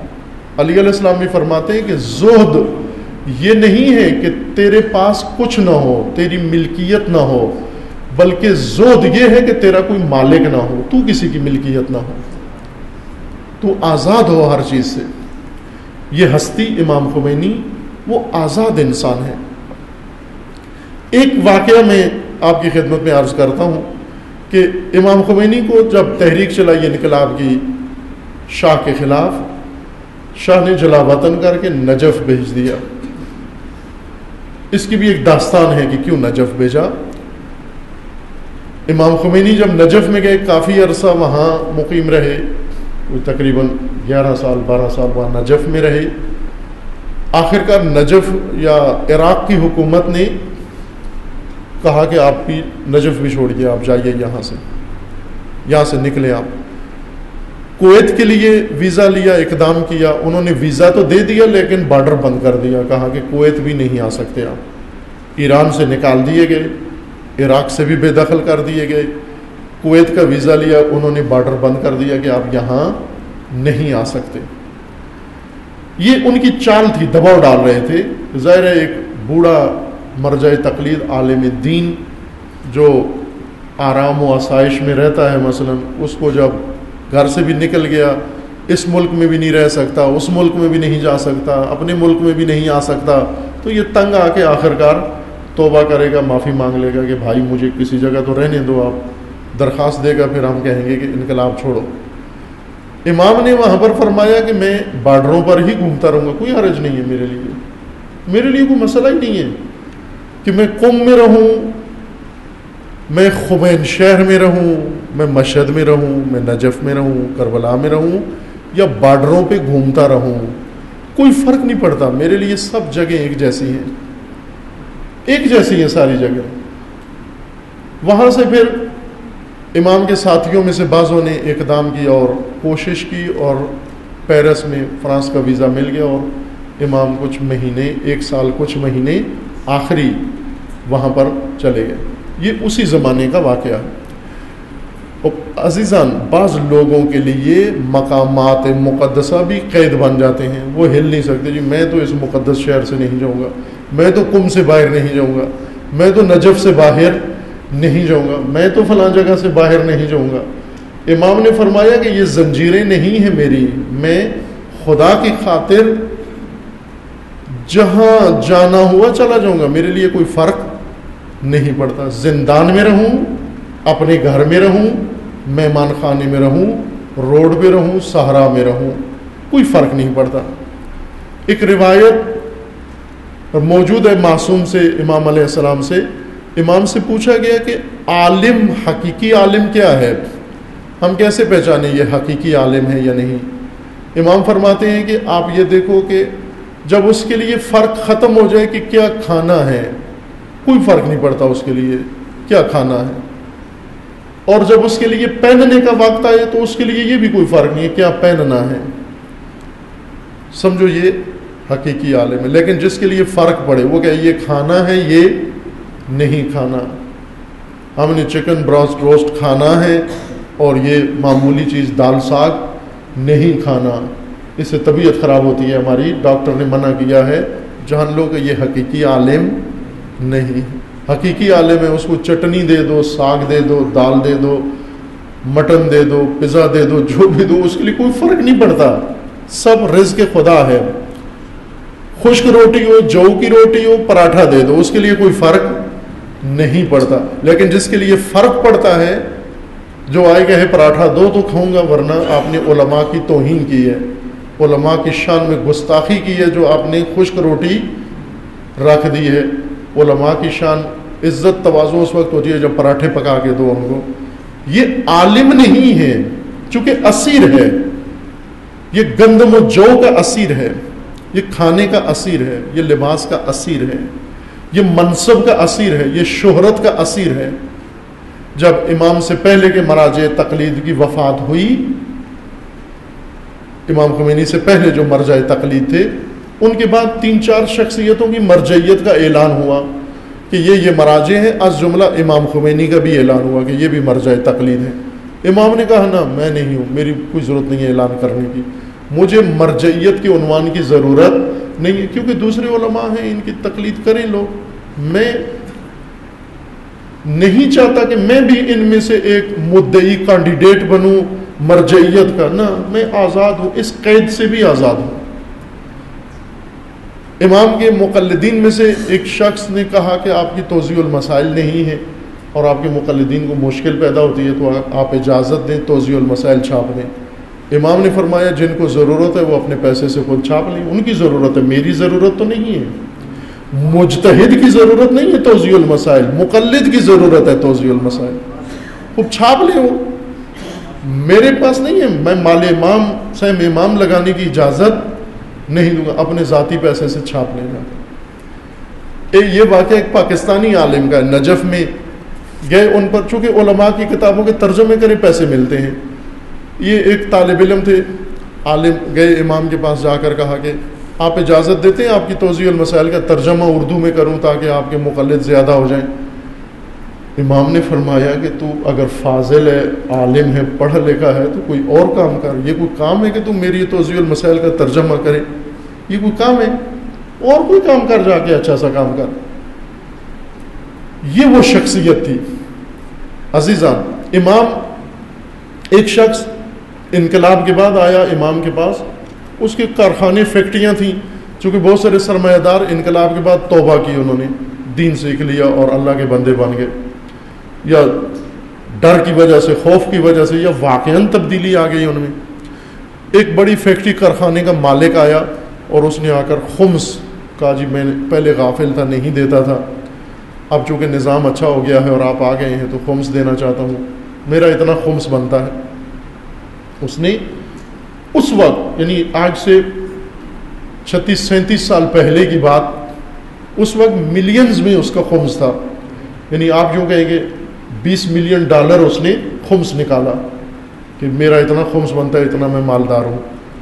خمس لے کر آیا امام کے پاس، تھیلی میں ڈال کے، چیک نہیں لایا، تھیلی میں ڈال کر ڈالر لا کر امام کے سامنے رکھے کہ یہ میرا خمس ہے. تو امام نے کہا وہاں رکھ دو ادھر، اور باہر سے رسید لے لو، خدا حافظ. چلا گیا باہر آ کر، تو وہ امام کے جو باہر دفتر میں بیٹھے ہوئے تھے سیکرٹری، ان کو آ کر کہتا ہے کہ یہ عجیب شخصیت ہیں، یہ انہوں نے نہ میرا شکریہ ادا کیا، نہ کوئی مجھے پروٹوکول دیا، نہ مجھے اٹھ کے ملے، نہ مجھے گیٹ تک چھوڑنے کے لیے آئے. اتنا پیسہ کسی کو بھی دیتا تو وہ تو مجھے سر پہ کندھوں پہ بٹھا کے گھر چھوڑ کر آتا، جی کسی کو بھی اتنا پیسہ جا کر کسی مولانا کو دیتا. تو وہ سیکرٹری نے کہا کہ اچھا آپ ٹھہرو، میں انہیں بتاتا ہوں، شاید وہ مصروف ہوں گے، توجہ نہیں ہوگی. تو انہیں کہا کہ آپ کھڑے ہو، میں بتاتا ہوں. جا کر انہیں کھڑا کیا، امام کو بتایا کہ یہ شخص جو خمس دینے آیا ہے اور اس کی توقع پوری نہیں ہوئی، پروٹوکول نہیں ملا، تو محسوس ناراض ہو کے جا رہا ہے. امام نے کہا اسے جلدی بلاؤ واپس. واپس بلایا، وہ خوش ہو گیا کہ انہیں یاد نہیں تھا، ابھی معذرت بھی کریں گے اور پروٹوکول بھی دیں گے. وہ امام نے وہ تھیلی کی طرف اشارہ کیا، کہا یہ اٹھاؤ اور جاؤ، یہاں سے اٹھاؤ اور جاؤ، لے کے جاؤ. تم کیا سمجھتے ہو کہ مجھ پر احسان کیا ہے یہ لا کر؟ میرا احسان ہے تیرے اوپر کہ تیرے مال کا امین بن رہا ہوں اہل تک پہنچانے کے لیے. میں تیرا شکریہ ادا کروں، میں تیرے لیے اٹھ کر کھڑا ہوں، میں تجھے سلام کروں، میں تجھے سلوٹ کروں. تو نے اپنا فریضہ ادا کیا ہے، شکر خدا کر، تجھے توفیق ہوئی ہے. معافیا مانگنے لگا، نہیں حضور مجھے پتہ نہیں تھا. اس طرح کی ہستی ہے یہ شخصیت. جان بوجھ کر ہماری ملت کو تعارف نہیں کروایا گیا، پاکستانیوں کو نہیں کروایا گیا. کیوں نہیں کروایا گیا؟ میں چند سال پہلے انہی ایام کی مناسبت سے ایک مثال دی تھی. پاکستان میں گورنمنٹ میں یا پرائیویٹ شعبوں میں کچھ لوگ ہوتے ہیں نا جن کا کام ہوتا ہے پرچیز. بس گورنمنٹ کچھ خریدتی ہے، فرض کریں طیارے خریدنے ہیں، فضائیہ نے، بحریہ نے جہاز خریدنے ہیں، فوج نے اسلحہ خریدنا ہے، یا گورنمنٹ نے کسی سے کوئی فیکٹری خریدنی ہے، کوئی اور چیز خریدنی ہے، کہ آئے دن ہوتا رہتا ہے یہ کام. اس کے لیے مخصوص لوگ ہوتے ہیں کہ جو بھائی جا کر ٹینڈر نکالو اور آرڈر لو اور دیکھیں کہ ہم کیا خریدنا ہے. جب یہ ٹینڈر نکلتے ہیں تو اچھی چیزیں مارکیٹ میں ہوتی ہیں، اچھی چیزیں، لیکن جب خریدی جاتی ہیں تو اچھی چیزیں نہیں خریدتے، 2 نمبر چیز خرید کر لے آتے ہیں. کیوں ایسے ہوتا ہے؟ اس لیے کہ جن کمپنیوں نے 2 نمبر چیزیں بنائی ہوئی ہیں وہ رشوت دیتے ہیں، ساتھ پرچیزر کو رشوت دیتے ہیں. اس شخص کو جو خرید رہا ہوتا ہے، نمائندے کو، اس کو آفر کرتے ہیں کہ بھائی ہماری چیز خریدو. جیسے یہ معذرت، ڈاکٹر حضرات سے معذرت کے ساتھ، جو میڈیسن بناتے ہیں، یہ ان کے سیل مین آتے ہیں، مینیجر آ کے مارکیٹنگ کرتے ہیں، ڈاکٹروں کو آ کر دوائیاں اپنی دیتے ہیں کہ جب کوئی مریض آئے تو یہ ہماری دوائی لکھا کروا. خوب ڈاکٹر کیا اس کی دوا بہت اچھی ہے، بعض اوقات اچھی ہوتی ہے، لیکن بعض اوقات اچھی دوا نہیں لکھتے. کیوں نہیں لکھتے؟ کہ 2 نمبر دوا جس کمپنی نے بنائی ہے، اس نے دوا 2 نمبر بنائی ہے، لیکن گاڑی 1 نمبر دی ہے ڈاکٹر کو. اس نے کہا مریضوں کو یہ دوا دیا کرو، آپ کو یہ دوا دیتے ہیں، آپ کو مرسڈیز دیتے ہیں، آپ کو یہ گاڑی دیتے ہیں مثلا اچھی، آپ کا یہ تحفہ ہدیہ، اور آپ ہمارا بزنس تیز کرو. وہی لکھنا شروع کر دیتے ہیں. یعنی جو مفاد پرست ہیں، جو مال پرست ہیں، انہیں کوئی پرواہ نہیں کہ لوگوں کی صحت و زندگی کی ضرورت کون سی دوا ہے اور میں کیا لکھ کے دے رہا ہوں. یہ خائن لوگ ہوتے ہیں. اس سے بڑے خیانتکار وہ ہیں جو ہر شخصیت کا تعارف اپنی قوم میں کراتے ہیں، جو ان کو آرڈر دے کہ ہمارا نام لو جا کر، ہم آپ کو اتنا دیں گے، یہ کمیشن لو، ہم سے کمیشن لے کر ایڈورٹائز کرو ہماری. یہ کبھی بھی حقیقی راہ نہیں دکھاتے، حقیقی شخصیت متعارف نہیں کرواتے، ہمیشہ 2 نمبر آدمی کو آ کر متعارف کروائیں گے. اس وجہ سے بائیں کے امام خمینی کا کارنامہ آپ نے دیکھا. یہی کسی مجلس میں، محفل میں، اسی شہر میں نے چند روز پہلے عرض کیا تھا مومنین کی خدمت میں کہ امام کا ایک کارنامہ یہ ہے کہ تشیع جو دنیا بھولی ہوئی تھی، مغربی دنیا، عرب دنیا، مسلمان دنیا میں تشیع شناختہ شدہ نہیں تھا. پہلے کی کتابیں اٹھا کے دیکھیں محققین کی اور اسکالرز کی، اس میں وہ اسلام پر ریسرچ کرتے ہیں، ہر گمنام ترین فرقے کا بھی ذکر کرتے ہیں، تشیع کا کوئی ذکر نہیں ہوتا اس کے اندر. لیکن انقلاب اسلامی کے بعد ابھی جو بھی اسلام کی بات کرتا ہے، تشیع کو سر فہرست لکھنا پڑتا ہے. اس کو سب سے پہلے تشیع کا نام آتا ہے، بعد میں دوسروں کا ذکر کرتے ہیں. خوب کس شخص نے یہ کام کیا؟ آیا یہ ہم نے یہ کام کیا؟ ہماری وجہ سے یہ کام ہوا کہ تشیع فٹ نوٹ سے اٹھ کے سر فہرست ہیڈ لائن میں آ گیا؟ یہ اس ہستی کا کام ہے، اس امام کا کام ہے جس نے اس صدی میں نظام اسلامی جو صدیوں سے فراموش شدہ تھا اسے زندہ کیا، احیاء کیا اور دنیا کو بتایا. ولایت کا نظام اتنا بھول چکے تھے لوگ، شیعہ بھول گئے تھے کہ ابھی تعجب ہوتا ہے ان کو ولایت کا نام سن کر۔ ولایت جو رکن ہے تشیع کے لیے، سارا دین ہی ولایت کی بنیاد پر قائم ہے، نظام ولایت سے سب سے زیادہ ناآشنا شیعہ ہے۔ کتابوں سے غائب ہو گیا، کوئی درس صدیوں تک ولایت کا نہیں پڑھا جاتا تھا، نہیں پڑھایا جاتا تھا۔ جب امام نے آ کر نظام ولایت کو زندہ کیا، سب تعجب سے کہنے لگے یہ کہاں سے لے آئی، یہ ولایت فقیہ کیا مقولہ ہے، یہ کیا چیز ہے، یہ تو پہلی دفعہ سنا ہے، ہمارے اجداد نے بھی نہیں سنا تھا۔ یہ کتابوں سے بھی غائب، کتابوں کے اندر بھی اس کا کوئی ذکر نہیں تھا۔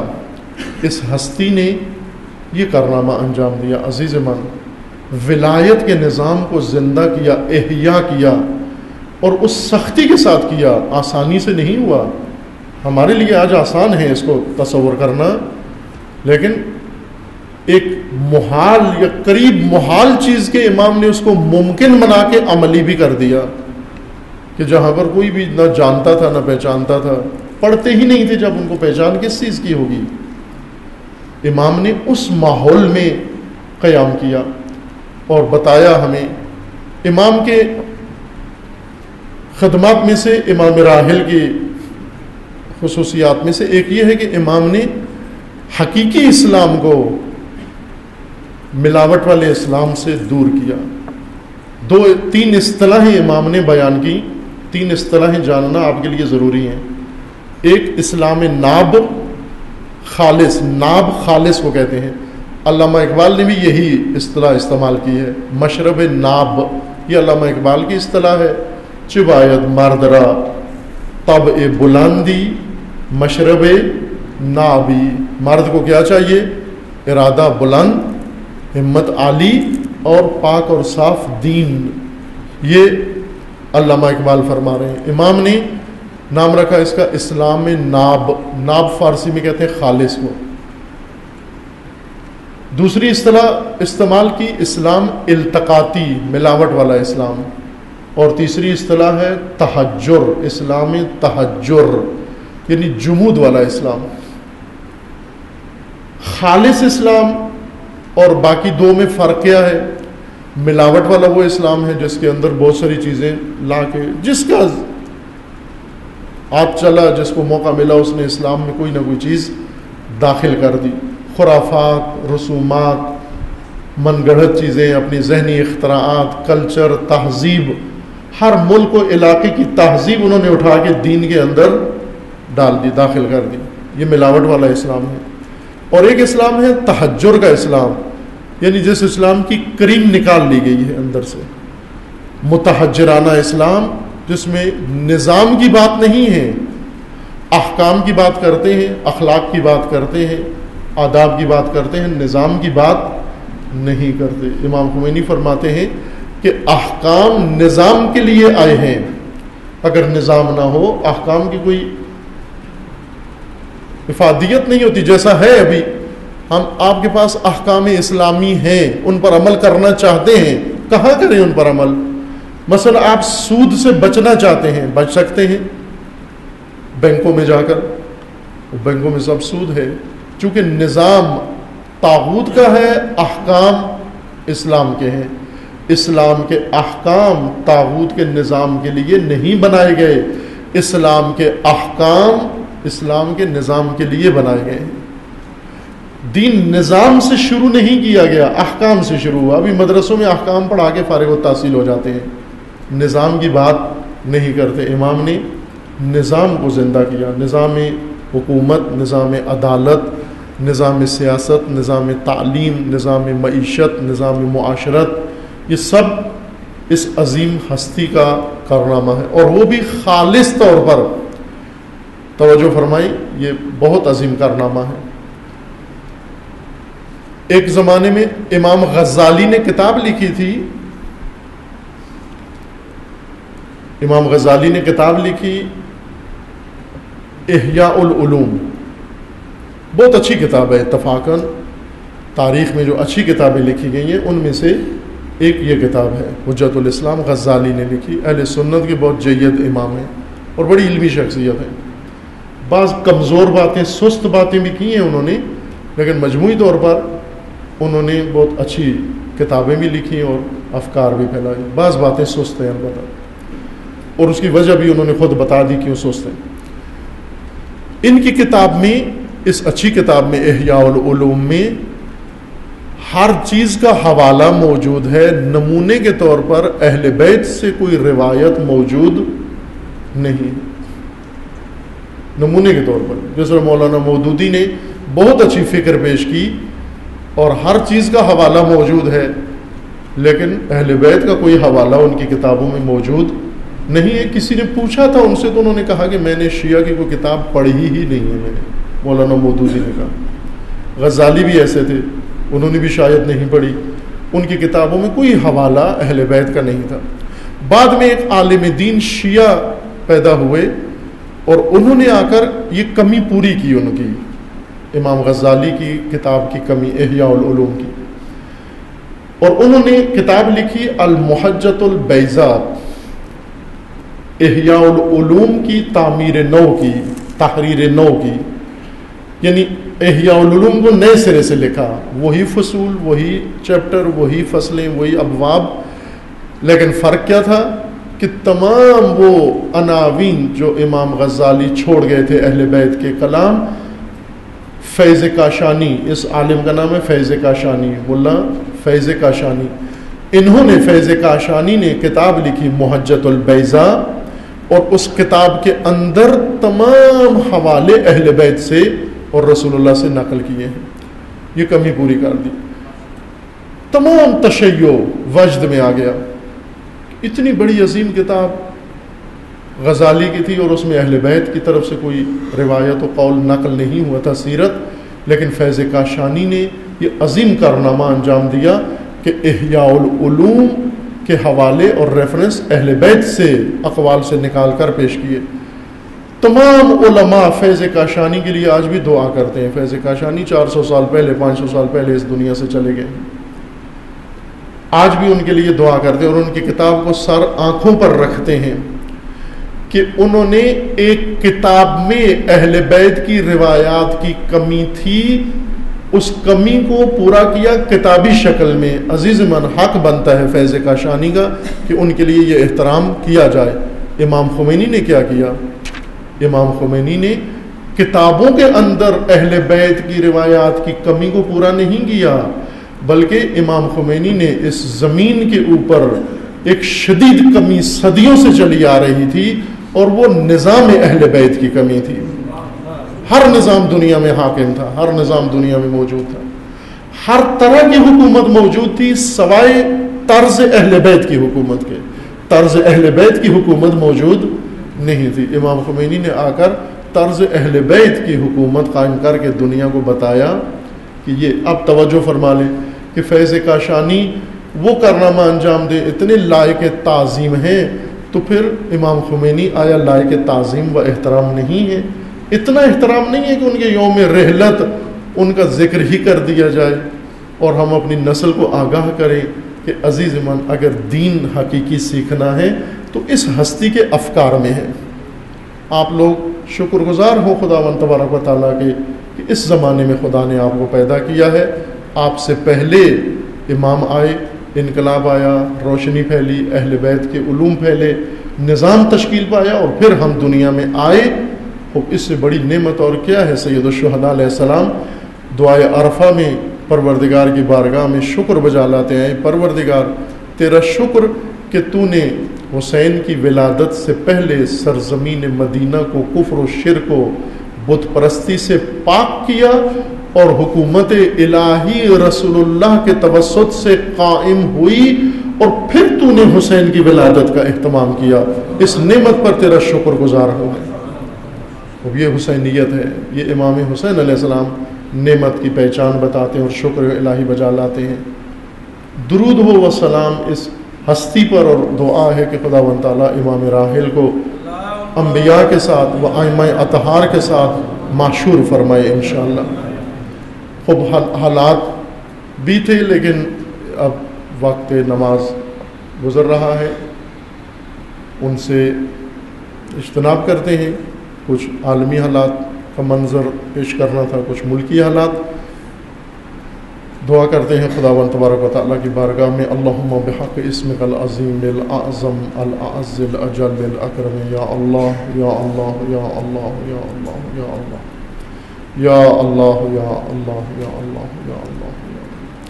خداوندہ بحق اسماء حسنائے خود، بحق محمد وآل محمد، بحق قرآن، بحق شہداء، بحق صالحین، خداوندہ امت اسلامیہ کو ظلم و ستم سے نجات عطا فرما، ظالمین کو ظلم سمیت نیست و نابود فرما، امت اسلامیہ کو فتنوں سے رہائی عطا فرما، ان فتنہ گروں کو فتنوں سمیت نیست و نابود فرما، فتنہ تکفیریت کو نیست و نابود فرما، اس کے حامیوں اور بانیوں کو رسوا فرما، مظلومین یمن کی مدد فرما، مظلومین بحرین کی مدد فرما، مظلومین لبنان و شام کی مدد فرما، مظلومین عراق کی مدد فرما، حزب اللہ کو کامیابی عطا فرما، سید مقاومت سید حسن نصر اللہ کی حفاظت فرما، رہبر معظم انقلاب اسلامی کا سایہ دراز فرما، انقلاب اسلامی کو دشمنوں کے شر سے محفوظ فرما، انقلاب اسلامی کو انقلاب امام زمن سے متصل فرما، مملکت پاکستان کی حفاظت فرما، اس ملک کو اندرونی بیرونی دشمنوں کے شر سے محفوظ فرما، ملک کے اندر امن و امان قائم فرما، دہشت گردی، فرقہ واریت، فتنہ و فساد و نفاق پھیلانے والوں کو نیست و نابود فرما، ان کے حامیوں سرپرستوں کو رسوا فرما، پیروان امیر المومنین عزاداران سید الشہداء جہاں کہیں بھی ہیں، بالخصوص پاکستان میں ان کے عزت و مال و جان و ناموس کی حفاظت فرما، اپنے ولی حق ولی اللہ العظم اجل اللہ تعالی فرج الشریف کا جلد از جلد ظہور فرما، ہمیں حضرت کے اعوان و انصار میں سے ہونے کی توفیق عطا فرما۔ اعوذ باللہ من الشیطان الرجیم، بسم اللہ الرحمن الرحیم، اذا جاء نصر اللہ والفتح ورأیت الناس يدخلون فی دین اللہ افواجا فسبح بحمد ربک واستغفرہ انہ کان توابا۔